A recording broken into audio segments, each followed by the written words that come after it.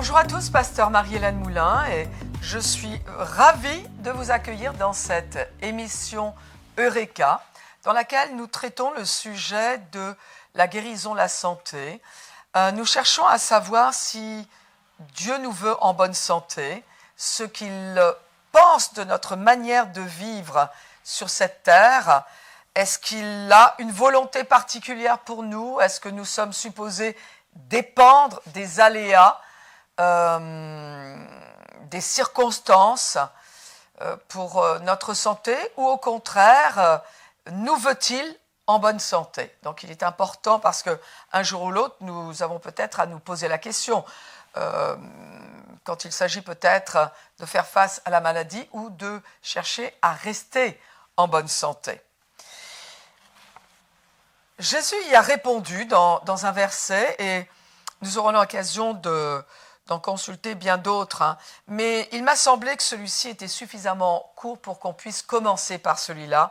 En tout cas, il est très, très explicite dans Luc chapitre 5, versets 12 à 13. Jésus était dans une des villes et voici un homme couvert de lèpre. L'ayant vu, tomba sur sa face et lui fit cette prière: Seigneur, si tu le veux, tu peux me rendre pur. Jésus étendit la main, le toucha et dit: je le veux. C'est quand même Jésus, je le veux, sois pur. Aussitôt, la lèpre le quitta. Donc, nous avons aussi vu que la parole est un médicament, un remède que Dieu nous a donné, un remède que Dieu a donné à quiconque le veut bien. Il y a d'autres manières d'être guéri. Seulement, parfois, humainement parlant, naturellement parlant, il n'y a plus de remède qui puisse nous soigner. Parfois, une maladie est incurable et à moins que Dieu n'intervienne, eh bien, on mourra. Et Dieu nous a donné un remède ici, un remède qui vient de lui. Et c'est un médicament, le médicament de sa parole qui marche pour toutes sortes de maladies chez quiconque le trouve. Et il n'est pas difficile à trouver parce que c'est sa parole. Sa parole qui est écrite, notamment sa parole dans la Bible. Pourquoi est-ce que je peux affirmer ces choses-là? Parce que Proverbes chapitre 4, versets 21 à 23, il est écrit: Mon fils, sois attentif à mes paroles, prête l'oreille à mes discours, qu'ils ne s'éloignent pas de tes yeux, garde-les dans le fond de ton cœur, car c'est la vie pour ceux qui les trouvent. Et puis, surtout, il est précisé, c'est la santé pour tout leur corps. Garde ton cœur plus que toute autre chose, car de lui viennent les sources de la vie. Ça, c'est intéressant, parce qu'il est dit que la parole de Dieu, donc quand on la met devant soi, nos yeux la lisent, on va la parler, on va la lire à voix haute, de manière à ce que cette parole entre dans nos oreilles, et que par ces ouvertures, elle descende au fond de notre cœur. À partir du moment où elle est là, il y a un effet chimique, on pourrait dire, qui se produit et elle va affecter, impacter, modifier, corriger, restaurer notre corps. Notre âme aussi, notre volonté, notre intelligence, nos émotions, mais notre corps aussi. C'est-à-dire que de l'intérieur, elle va agir sur l'extérieur.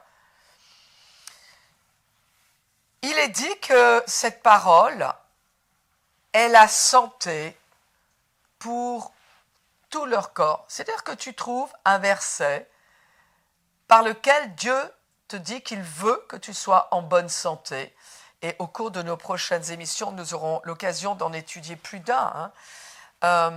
Mais tu le prends et ce verset-là, même s'il ne parle pas spécifiquement, par exemple, d'une maladie des yeux, par exemple d'un glaucome, eh bien, ce verset-là, qui est une promesse de Dieu, par laquelle il te dit te vouloir en bonne santé, ce verset-là, si tu le mets au fond de ton cœur, il a la capacité de te débarrasser de ce glaucome, de te restaurer la vue. Parce qu'il est dit que cette parole est la santé pour tout leur corps. Quoi que ce soit qui soit déréglé dans ton corps, ou quoi que ce soit que tu veuilles maintenir en bonne santé. Ce qui n'est pas une question d'âge. Vous savez que tout le monde, pratiquement tout le monde, s'attend à perdre la santé avec l'âge. Ouf, que j'ai hâte de revenir sur le sujet. Mais voilà, ça c'est juste un point de réflexion que je pose devant vous. Et vous allez commencer par peut-être méditer. Oui, c'est vrai, sans Christ, la mort va agir dans notre corps. Je me demande s'il en est de même pour ceux qui ont la vie éternelle en eux. Intéressant, en tout cas ici, sans aller plus loin dans cette direction-là, je vais revenir sur le fait que la Bible nous affirme que la parole de Dieu est la santé pour tout ton corps. Tout. Et croyez-moi que quand c'est tout, c'est-à-dire qu'il n'y a pas de partie du corps que le Seigneur ne voudrait pas traiter parce qu'il les considérerait honteuses. Pour le Seigneur, aucune partie du corps n'est honteuse. Aucune. Donc, quel que soit votre problème de santé, vous pouvez appliquer ce principe de la parole de Dieu que vous libérez et vous pouvez cibler un organe de votre corps.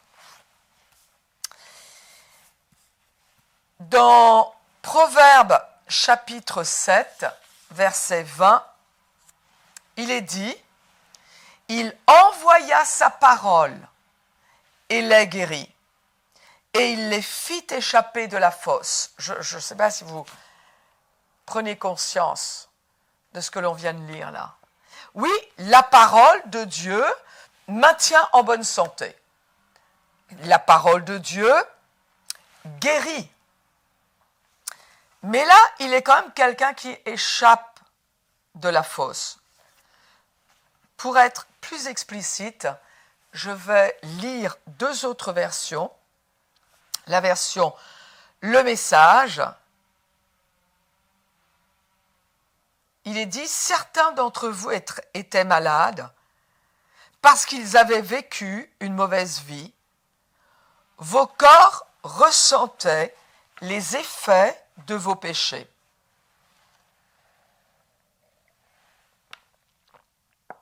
Alors, à nouveau, tout le monde n'est pas malade parce qu'il a péché, mais apparemment ici, c'était les mauvais choix qu'ils avaient faits qui avaient ouvert la porte à la maladie. Et ensuite, vous ne pouviez pas supporter la vue de la nourriture. C'est-à-dire que la personne était tellement malade que ne serait-ce que voir, par exemple, une omelette, lui donnait peut-être la nausée. Vous ne pouviez pas supporter la vue de la nourriture, si malheureux que vous pensiez qu'il aurait mieux valu être mort. Donc on a quand même le cas de quelqu'un qui est désespéré, qui est dans un état physique déplorable au point qu'il préfère la mort. Alors, et d'ailleurs, vous savez, si vous êtes dans un état, si c'est votre cas, si vous êtes dans un état, dans une condition physique qui est tellement dégradée que vous envisagez la mort, alors je vais vous exhorter à écouter ce qui suit. Parce que cela va vous permettre de placer votre confiance en Dieu et de le laisser intervenir. Et on va voir jusqu'où le Seigneur peut même intervenir dans la vie de quelqu'un. Alors vous avez appelé Dieu dans votre état désespéré. Il vous a sorti au bon moment. Il a prononcé la parole qui vous a guéri. Donc à nouveau, il est question de parole, de la puissance de la parole qui contient cette guérison. La parole est un médicament. Il a prononcé la parole qui vous a guéri, qui vous a tiré du bord de la mort. Alors remercions Dieu pour son amour merveilleux, pour sa miséricorde miraculeuse envers les enfants qu'il aime. Offrez des sacrifices d'action de grâce. Dites au monde ce qu'il a fait, chanter. Une autre version dit du verset 20, « Il parla et ils furent guéris. » La parole qui arrache de la tombe, parce que c'est exactement les prochains mots de ce verset. Il parla et ils furent guéris, il les arracha de la tombe. Autrement dit, aucun cas n'est trop désespéré pour Dieu. Il n'y a pas une maladie qui soit si grave que le médicament qu'est la parole de Dieu ne puisse les guérir. Je vous lis une autre version.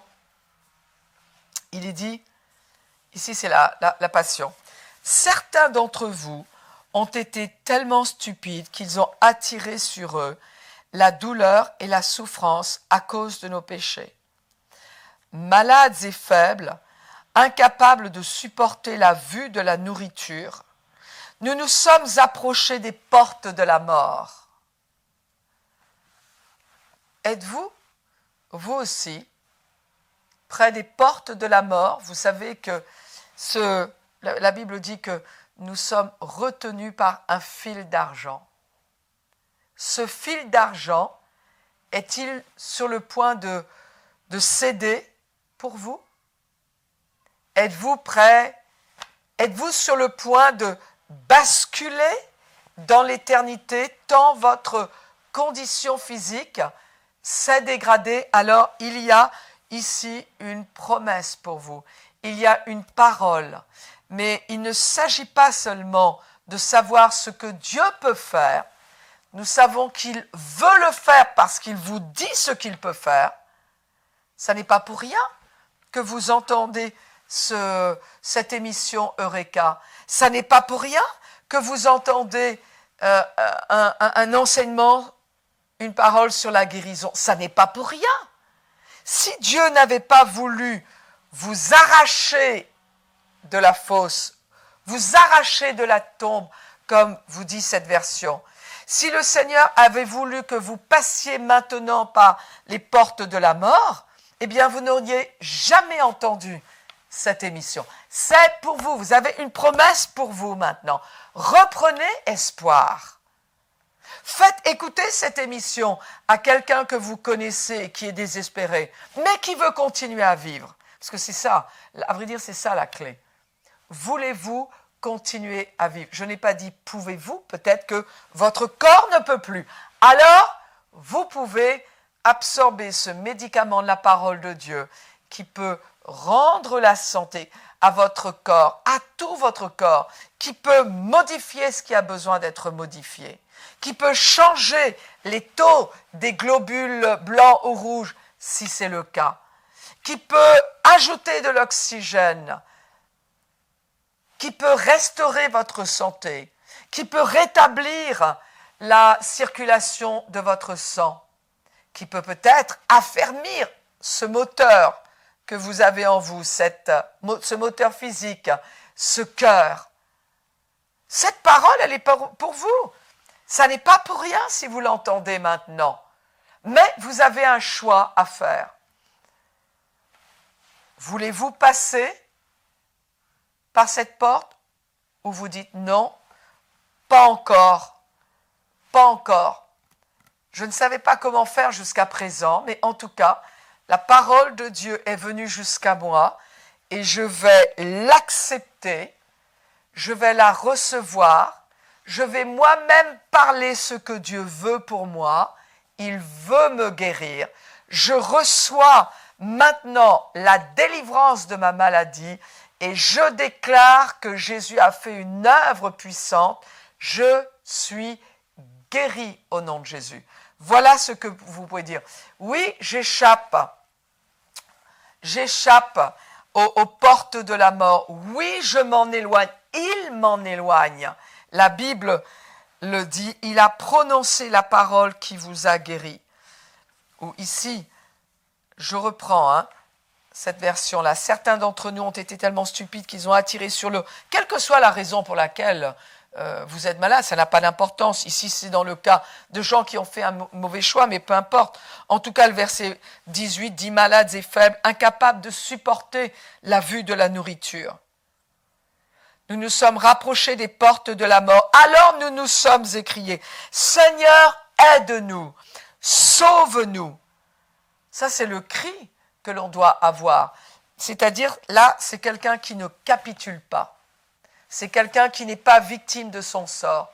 C'est quelqu'un qui dit non, il y a encore quelqu'un qui peut nous aider. C'est un malade qui dit non, il y a encore une autre possibilité. Dieu, le Seigneur, aide-nous, sauve-nous. Les mots suivants, c'est « et il l'a fait ». C'est ce que tu pourras dire. Tel peut être ton témoignage. Dire voilà, j'étais arrivé près des portes de la mort, j'ai crié à Dieu, je l'ai invoqué, j'ai imploré son secours et il l'a fait. Dieu a prononcé les mots « Soyez guéris » et nous avons été guéris. Délivrés des portes de la mort. Verset 21, c'est ce que je vous encourage à faire par la foi. Levez donc vos mains et remerciez Dieu pour sa merveilleuse bonté et pour ses miracles de miséricorde envers ceux qu'il aime. Il vous aime. Vous dites, oui, mais tu sais, pasteur, moi, je n'ai pas toujours aimé Dieu. Oui, c'est pour ça qu'il y a le pardon. Mais bien que vous ne l'ayez pas toujours aimé, lui vous a toujours aimé. Lui n'a pas changé d'avis à votre sujet. Il vous veut en bonne santé. Vous savez la différence entre quelqu'un qui aime Dieu et quelqu'un qui n'aime pas Dieu. La différence n'est pas la variation de l'amour de Dieu pour ces personnes.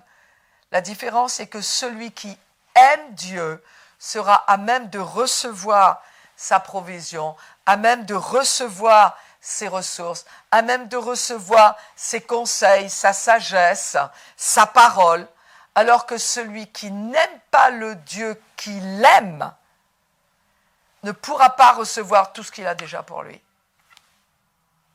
La différence ne vient pas de Dieu. Elle ne se trouve pas du côté de Dieu. Elle se trouve du côté du fait de recevoir de lui. Je continue à lire Psaume 107, donc versets 17 à 22. Et donc ceux qui ont été guéris, délivrés des portes de la mort, verset 21. Levez donc vos mains et remerciez Dieu pour sa merveilleuse bonté et pour ses miracles de miséricorde envers ceux qu'il aime.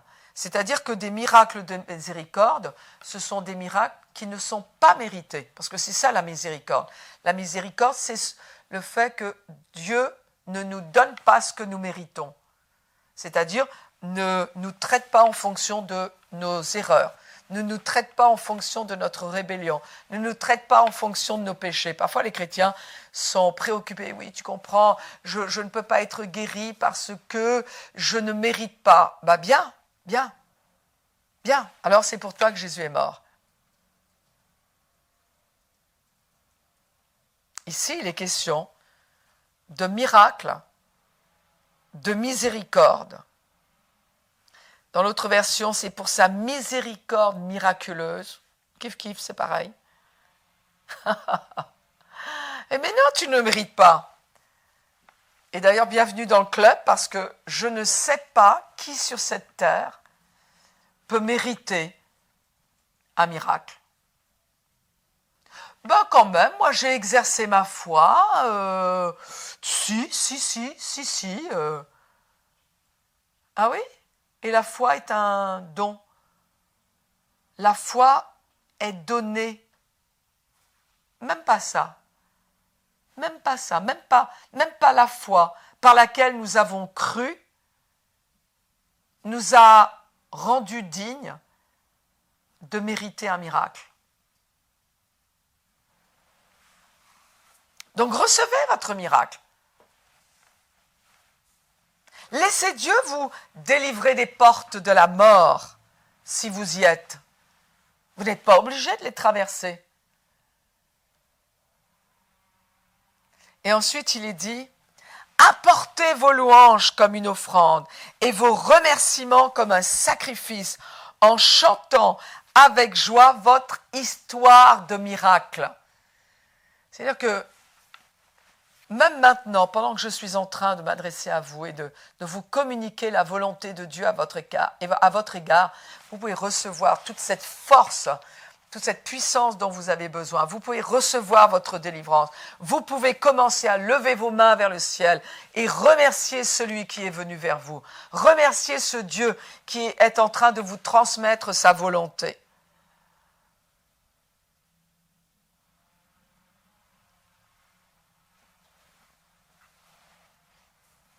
Hébreux chapitre 4, verset 12 dit « Car la parole de Dieu est vivante et efficace. »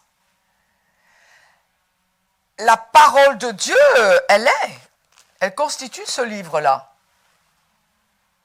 Mais elle ne sert à rien si je n'en fais rien.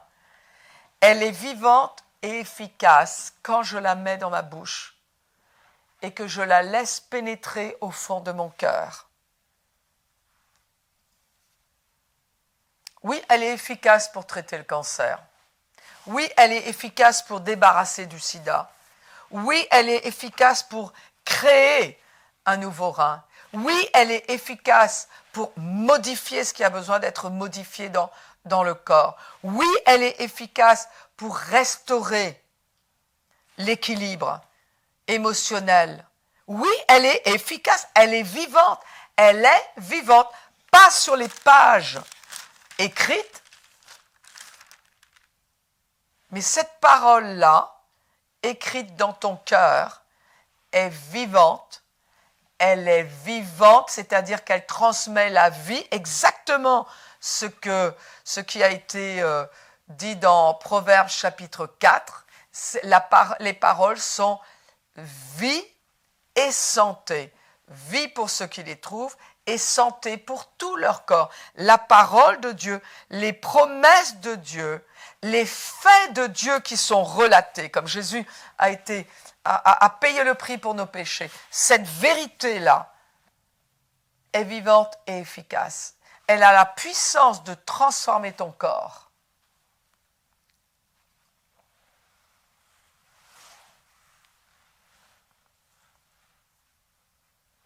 Vous savez, il y a quelque temps,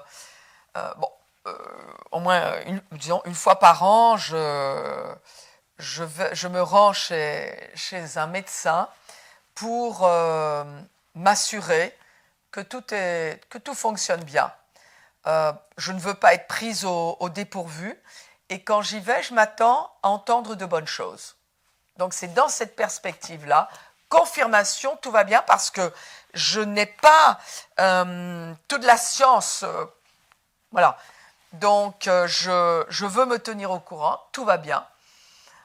Tout comme je vais sur Internet consulter le site bancaire pour m'assurer que tout va bien. Même si je connais ce qui rentre et ce qui sort. Mais je veux, voilà, j'aime voir. Donc, c'est dans cet état-là. Et il y a l'année dernière, eh bien, la doctoresse m'avait dit, vous savez, au vu de ce que vous me dites, on va vérifier la thyroïde. OK. Donc, prise de sang, effectivement, c'était trop faible. L'activité thyroïdale était trop faible. Et donc, quand j'ai entendu cela, qu'est-ce que j'ai commencé à faire? J'ai paniqué.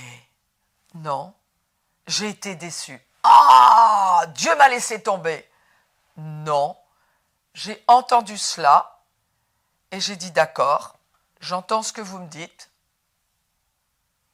Elle m'avait prescrit quelque chose et m'avait dit, bah, vous savez, il va falloir vraiment que ça remonte. Donc, on verra. Bon, j'ai pris ce qu'elle m'a donné et vous savez surtout ce que j'ai fait. Et puis, c'est vrai que quelquefois, les gens commencent à déclarer chez le médecin, non, par les meurtrissures de Jésus, je suis guéri, blablabla, blablabla. Et vous savez, ce n'est pas forcément utile. À moins que vous ne soyez devant quelqu'un qui soit bien disposé, ça n'est pas utile. En revanche, dès que je suis sortie de chez le docteur, j'ai parlé sur ma thyroïde. J'ai dit, dans le nom de Jésus, thyroïde, toi, tu vas bien fonctionner. Donc, je n'ai pas parlé à voix haute comme je le fais maintenant, parce que je me retrouvais sur le trottoir, mais dans mon être intérieur, et j'ai murmuré, dans le nom de Jésus, par les meurtrissures de Jésus, je suis guéri. Par les meurtrissures de Jésus, j'ai été guéri, donc je suis guéri. Dans le nom de Jésus, cette thyroïde, elle fonctionne parfaitement. Parce que j'ai le droit, je sais, mon Dieu. Seigneur, je te remercie parce que tu as dit que tu ne me quitterais jamais, tu ne m'abandonnerais jamais. Et vous savez ce qui s'est passé? Exactement cela.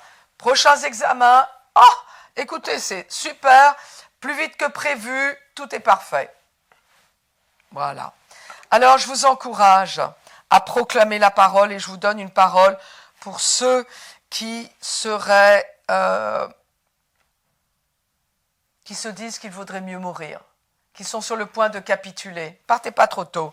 Le psaume 118 dit « Je ne mourrai pas, je vivrai et je raconterai les œuvres de l'Éternel. » Voilà ce que vous devez mettre dans votre bouche. Mettez cela devant vos yeux, mettez cela devant vos oreilles. « Je ne mourrai pas et je raconterai les œuvres de l'Éternel. » Je vous laisse avec ces versets.